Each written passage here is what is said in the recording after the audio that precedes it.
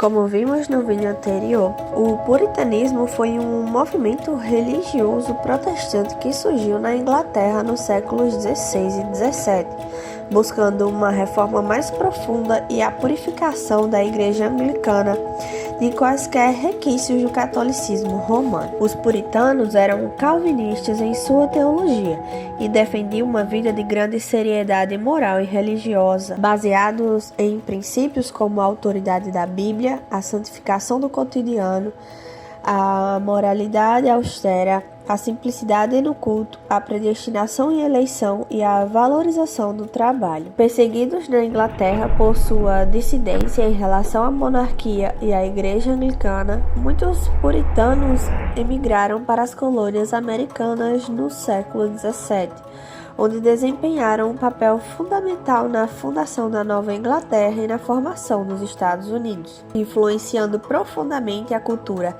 e a política da nação emergente. Eles buscavam estabelecer comunidades que refletissem plenamente seus ideais religiosos e morais. É nesse contexto que surge o congregacionalismo, que nasceu na Inglaterra com um movimento separatista e puritano em um contexto de intensa agitação religiosa após a Reforma Protestante. O movimento surgiu entre os puritanos ingleses que desejavam purificar a Igreja da Inglaterra, a Igreja Anglicana, de quaisquer resquícios de práticas e rituais católicos. A maioria dos puritanos buscava reformar a igreja por dentro. No final do século XVI, uma facção de puritanos, ao perceber que a reforma interna não ocorreria, concluiu que a igreja anglicana era irreformável e optou pela separação.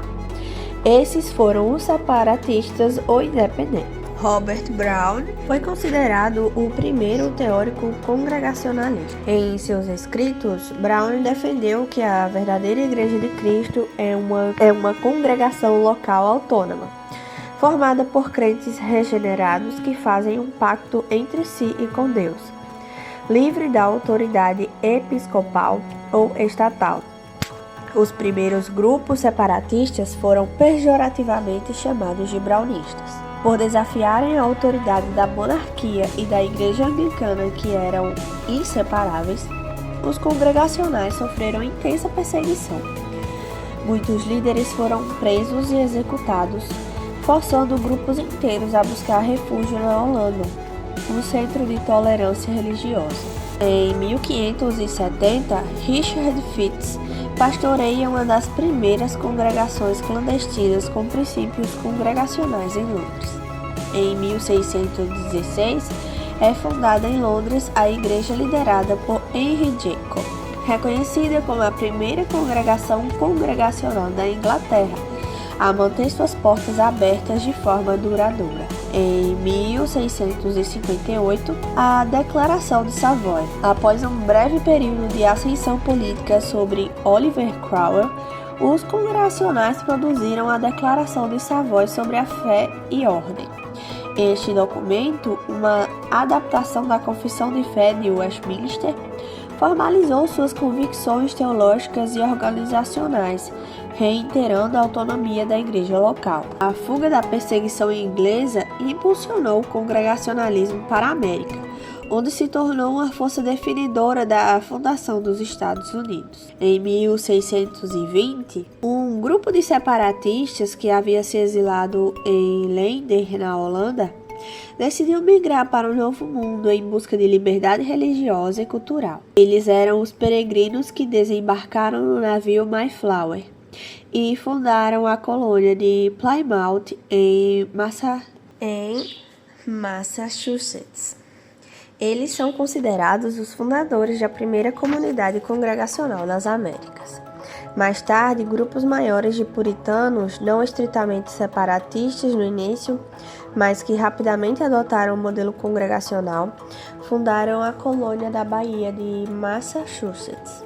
Eles estabeleceram um sistema onde a filiação eclesiástica era um requisito para a cidadania plena e o voto, criando uma espécie de teocracia puritana. A contribuição dos congregacionais para a história dos Estados Unidos foi monumental. A preocupação com a educação, essencial para que cada crente pudesse ler e interpretar a Bíblia por si mesmo, levou à fundação das primeiras e mais prestigiadas universidades americanas, como a Universidade de Harvard, fundada primariamente para treinar ministros congregacionais em 1636, e a Universidade de Yale, 1701, fundada por clérigos congregacionais que sentiram que Harvard estava se tornando liberal demais. O modelo de governo da igreja congregacional, onde cada membro tem voz e voto e a autoridade reside na assembleia local, serviu como um laboratório prático de democracia para as colônias.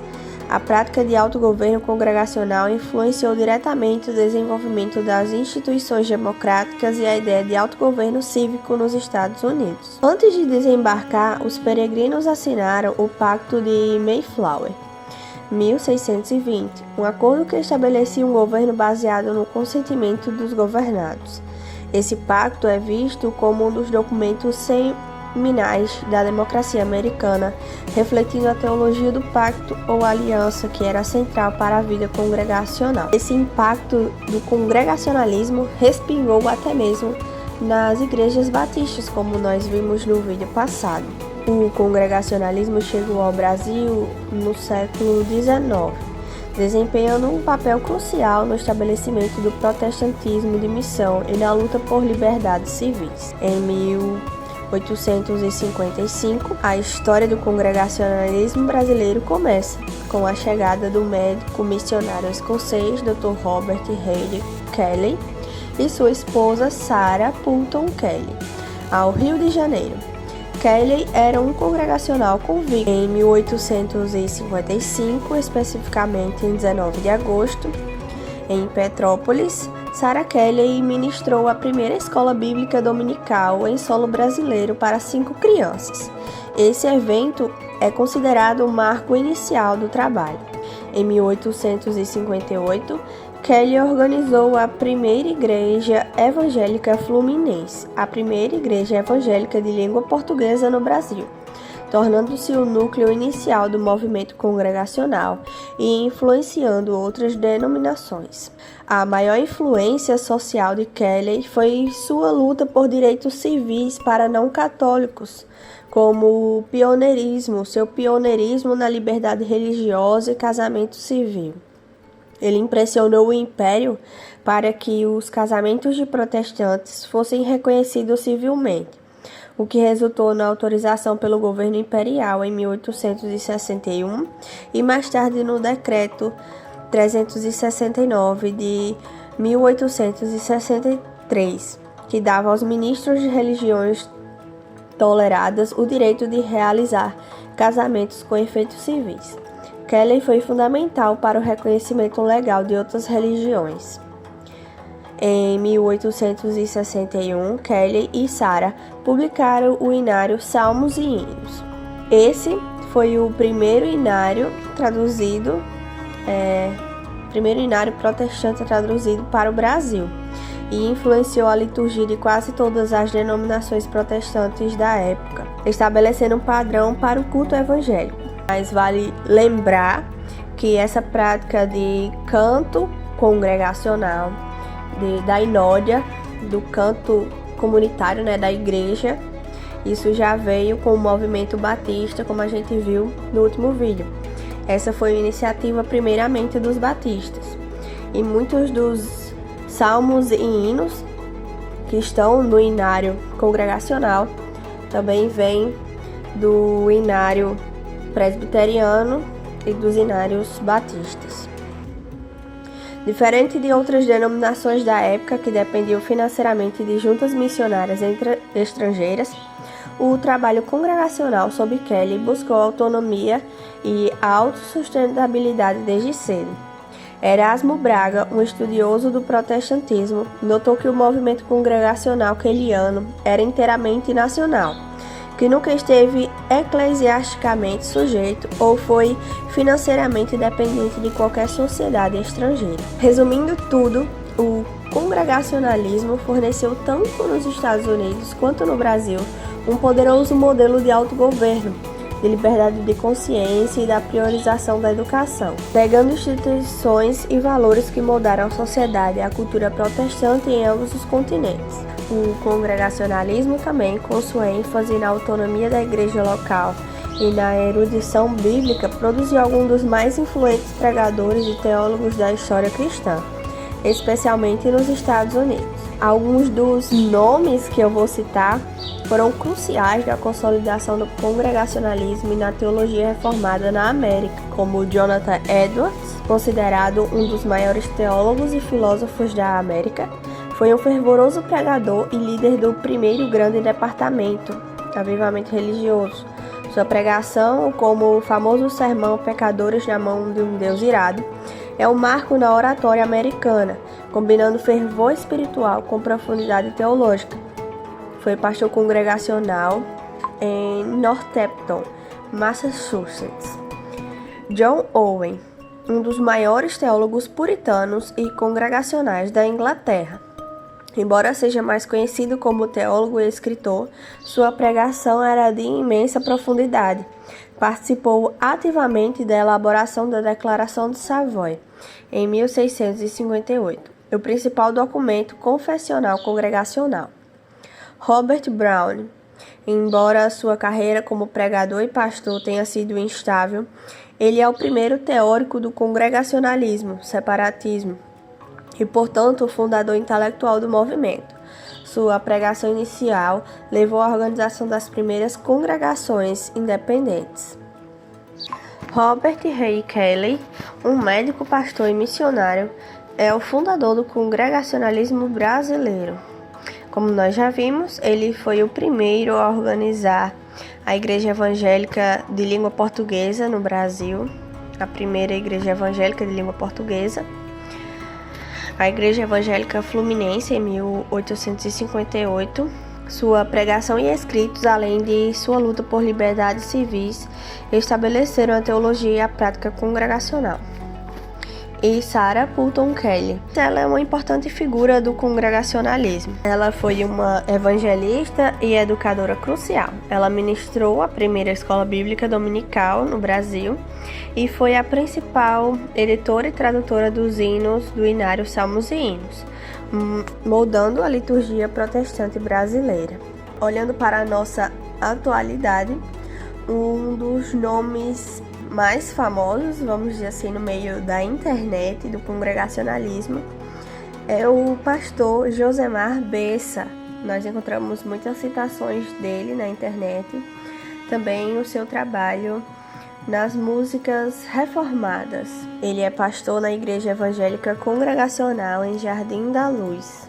A Igreja Congregacional e outras igrejas de tradição reformada ou de missão, como a presbiteriana e a batista, possuem uma identidade bem definida, alicerçada em princípios como o governo autônomo da igreja local e, historicamente, uma forte ênfase na teologia pactual reformada e na erudição bíblica.